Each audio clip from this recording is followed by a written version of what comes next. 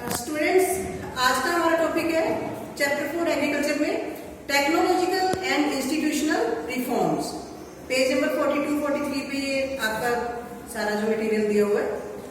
तो टेक्नोलॉजिकल और institutional reforms, सबसे पहले रिफॉर्म्स क्या होता है? सुधार।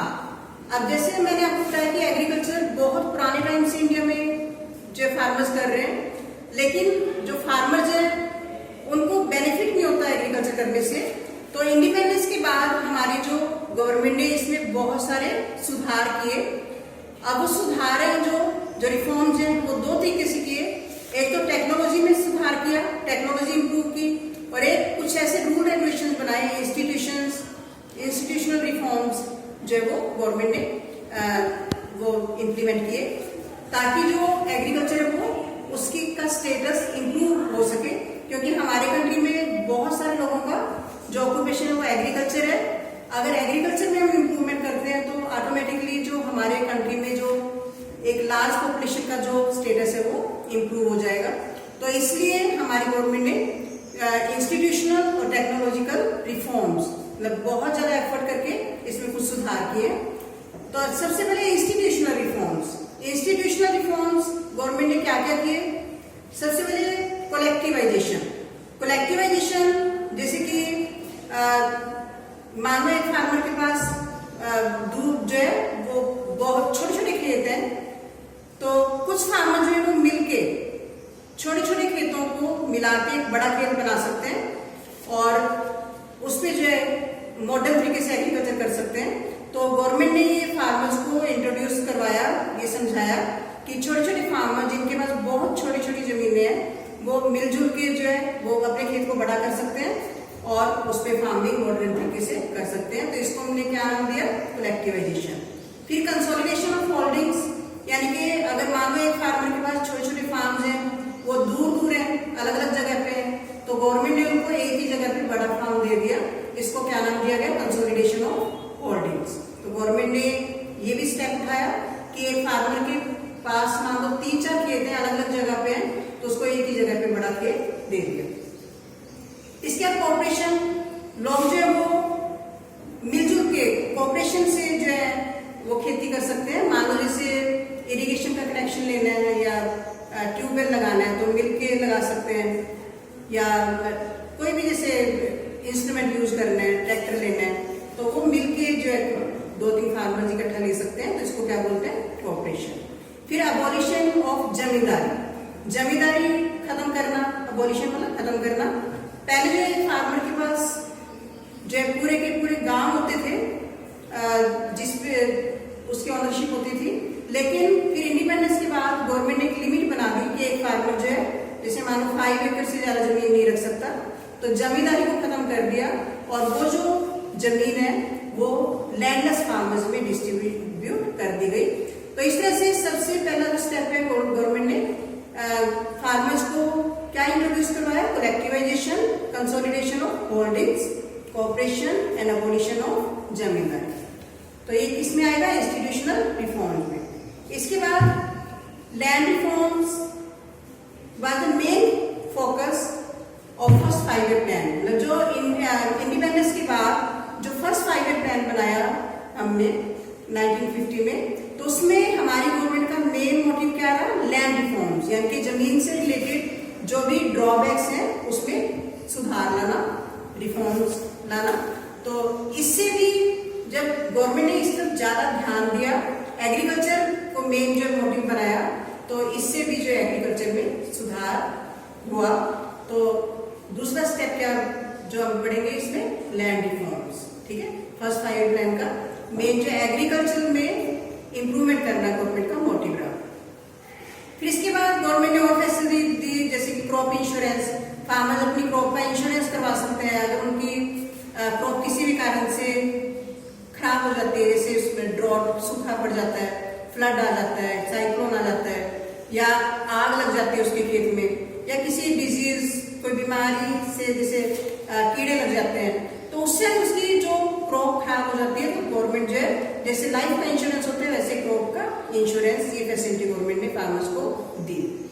इसके बाद फिर गवर्नमेंट ने ग्रामीण बैंक मतलब गांवों में बैंक्स बनाए जिसमें जिसमें फार्मर्स बहुत ही चीप रेट ऑफ इंटरेस्ट पे लोन ले सकते हैं। कोऑपरेटिव सोसाइटीज बनाई जिसमें जैसे सेल्फ हेल्प ग्रुप्स, इस तरह की जो ग्रुप्स बनाए, और banks for providing loan facility, और भी बहुत सारे जो बैंक्स हैं वो गवर्नमेंट ने वहाँ पे उसकी सहूलियत दी ताकि जो फार्मर्स है वहाँ से लोन ले सके। फिर इसके बाद गवर्नमेंट ने किसान क्रेडिट कार्ड की सुविधा दी, ठीक है, जो उधार ले सकते हैं फार्मर्स। और इसके बाद personal accident insurance scheme PAIS, मतलब जो अगर फार्मर जो अपना पर्सनल एक्सीडेंट का भी इंश्योरेंस बहुत ही सस्ते में करवा सकते हैं। और मिनिमम सपोर्ट प्राइस, जैसे फसल उगाने से पहले ही गवर्नमेंट जो है प्राइस डिक्लेयर कर देती है फार्मर्स को की श्योरिटी के लिए, तो इस तरह की सुविधाएं भी गवर्नमेंट ने जो फार्मर्स को दी। तो ये सारे कौन से हमने पढ़े, इंस्टीट्यूशनल रिफॉर्म्स। फिर टेक्नोलॉजी में क्या क्या सुधार किए, जैसे ग्रीन रेवोल्यूशन और व्हाइट रेवोल्यूशन, इसमें गवर्नमेंट ने अच्छी टेक्नोलॉजी की जो जानकारी फार्मर्स को दी, HYD सीड्स, अच्छी जो मशीनरी, इरिगेशन फैसिलिटीज, ये जो फार्मर्स को प्रोवाइड की। और उसके बाद व्हाइट रेवोल्यूशन, यानी कि जो व्हाइट रेवोल्यूशन भी लेके आए हम, जिसको ऑपरेशन फ्लड बोलते हैं। तो इसमें जो एनिमल्स की जो फैसिलिटीज है उनमें सुधार किया गया, तो ये टेक्नोलॉजी में सुधार किए गए। फिर वेदर बुलेटिन, गवर्नमेंट ने फार्मर्स के लिए जो है स्पेशल वेदर बुलेटिन शुरू किया, जिसमें रेडियो और टीवी पे जो प्रोग्राम्स उनके लिए शुरू किए गए, जिसमें फार्मर्स को ये नॉलेज दी गई कि आप जो है अच्छे तरीके से, मॉडर्न तरीके से किस तरह से फार्मिंग कर सकते हो। तो ये एफर्ट गवर्नमेंट ने किया, ठीक है। इसके बाद एग्रीकल्चरल प्रोडक्ट्स पे सब्सिडी, यानी कि जो भी एग्रीकल्चर प्रोडक्ट्स, मान लो गवर्नमेंट जो फार्मर कोई ट्रैक्टर खरीदना चाहता है, सीड्स खरीदना चाहता है, कोई भी चीज खरीदना चाहता है, उस पर गवर्नमेंट ने सब्सिडी, यानी कि बहुत ही सस्ते में सब्सिडाइज प्राइसेस पे जो फार्मर्स को वो अवेल करवाया। तो ये टेक्नोलॉजिकल और इंस्टीट्यूशनल रिफॉर्म्स हमने पढ़े। तो अगर आपको इकट्ठा क्वेश्चन आता है इंस्टीट्यूशनल और टेक्नोलॉजिकल रिफॉर्म्स, तो आप सारे पॉइंट्स इकट्ठे लिख सकते हो। और अगर आपसे अलग अलग ये पूछें या MCQ में आपको क्वेश्चन कोई आता है जैसे कि टेक्नोलॉजिकल रिफॉर्म कौन सा है या इंस्टीट्यूशनल, तो आपको पता होना चाहिए कि ये सारे इंस्टीट्यूशनल रिफॉर्म्स हैं और ये सारे टेक्नोलॉजी से रिलेटेड टेक्नोलॉजिकल रिफॉर्म्स, और जो हमारी प्लानिंग है गवर्नमेंट की उसको हम किस में लेंगे, इंस्टीट्यूशनल रिफॉर्म्स में। इसके बाद फिर आपका टॉपिक है, इसमें एक छोटा सा पैराग्राफ दिया हुआ है, भूदान ग्रामदान मूवमेंट। ये क्या है, इसकी भी आपको नॉलेज होनी चाहिए। इसको ब्लडलेस रेवोल्यूशन भी बोलते हैं। तो ये विनोबा भावे ने शुरू की थी, जो कि महात्मा गांधी के पदचिन्हों पे चल रहे थे। तो महात्मा गांधी की जो थॉट थी कि जो फार्मर्स हैं वो जो है हमारी कंट्री की प्रोग्रेस कर सकते हैं, तो उसमें उनको जो है अवेक करना है। तो विनोबा भावे ने उनके लिए काम किया, और उन्होंने जो है जो ग्राम स्वराज, यानी कि गांवों में जो फार्मर्स हैं उनके पास जो है उनका राज होना चाहिए, उनके पास जो है अपनी जमीनें होनी चाहिए। तो इसके लिए उनको अवेक करने के लिए उन्होंने जो है जगह जगह जाके गांवों में पद यात्रा की, पैदल यात्रा की। और इसके बाद फिर जो आंध्र प्रदेश में पचपल्ली स्थान पे, वहां पे एक इंसिडेंट हुआ कि वहां पे जो है फार्मर जो है जब वो एड्रेस कर रहा था लोगों को, तो वहां पे जो फार्मर्स उसके पास आए, कुछ लैंडलेस फार्मर्स, और उन्होंने पूछा उन विनोबा भावे से कि हम जो है किस तरह से स्वराज ला सकते हैं जब हमारे पास अपनी जमीनें नहीं है। तो तभी जो है विनोबा भावे की जो स्पीच से इंस्पायर होके, तो श्री रामचंद्र रेड्डी जो एक पर्सन था, उसने 80 एकड़ जो जमीन है अपनी डोनेशन के लिए जो है वो ऑफर की। तो जिसको 80 लैंडलेस फार्मर्स में बांट दिया गया। तो एक एकड़ जो है जमीन, ठीक है, उसने इनिशिएटिव लिया।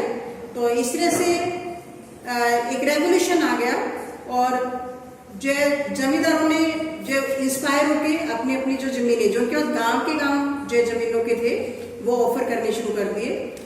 इसी मूवमेंट का नाम जो क्या दिया गया, भूदान और ग्रामदान, यानी कि भूमि का दान और गांवों का दान। तो जैसे हमने पढ़ा था इसमें रिफॉर्म्स में कि जो पहले जो एक ही फार्मर के पास पूरे के पूरे गांव होते थे, लेकिन फिर बाद में जमींदारी का अबोलिशन किया गया। गवर्नमेंट ने लिमिट बना दी कि 5 एकड़ से ज्यादा जमीन नहीं रख सकते। तो इसीलिए जो जमींदार थे उनको ये लगा कि अगर हम ये दान नहीं देते जमीनें तो हमें गवर्नमेंट को देनी पड़ेंगी। तो इस कारण से उन्होंने जो विनोबा भावे से इंस्पायर होके अपनी जमीनों को डोनेट किया। तो इसका नाम भूदान और ग्रामदान, तो इसको का भी के बारे में नॉलेज होनी चाहिए आपको। तो यहाँ पे आपका चैप्टर कंप्लीट होता है। बाद के जो पेजेज हैं आपके वो सिलेबस से डिलीट हो चुके हैं। तो यहाँ तक हम पढ़ेंगे। इससे रिलेटेड क्वेश्चन मैं आपको दूंगी जिसके आपने नोट्स बनाने हैं और इसको लर्न करना है। Thank you.